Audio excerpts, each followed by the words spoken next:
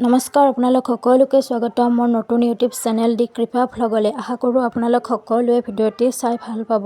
বলকচোন তেতিয়াহ'লে চাওঁ আজি দুপৰীয়াৰ সাজ কেনেদৰে জুতি লগাই খালোঁ। তাৰ বাবে এয়া লৈ লৈছোঁ কচু চেলাই। এতিয়া কচুখিনি অকণমান সিজাই লৈ ল'লোঁ। তাৰপাছত এয়া কেৰাহীটোত তেল অকণমান গৰম হ'বলৈ দি তাত পিঁয়াজ আৰু জলকীয়া দি সিজাই লোৱা কচুখিনি দি দিলোঁ। ইয়াতে এতিয়া পৰিমাণ অনুসৰি নিমখ আৰু হালধি দি কিছু টাইম কচুখিনি ভাজি লৈ তাত ঢাকনি লগাই দি দিলোঁ। তাৰপাছত এয়া লৈ লৈছোঁ মৰাপাতৰ আগ। ইয়াত অসমীয়া ভাষাত আমি পতাৰ আগ বুলিও কওঁ। আপোনালোকে কোনে কি বুলি কয় ক'বচোন। মৰাপাতৰ আগখিনি এনেদৰে কাঠিয়াই খাব লাগে। কিবা এটা নিয়ম আছে, মাহঁতে জানে বাৰু।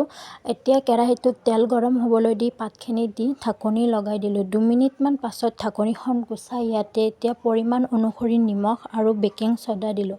বেকিং ছ'ডাৰ অনুসৰি আপোনালোকে কলাৰ খাৰো দিব পাৰে।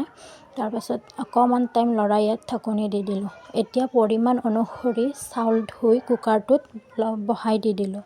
ইয়াতে এতিয়া পৰিমাণ অনুসৰি পানী দি ঢাকনিখন লগাই চাউলখিনি বহাই দি দিলোঁ।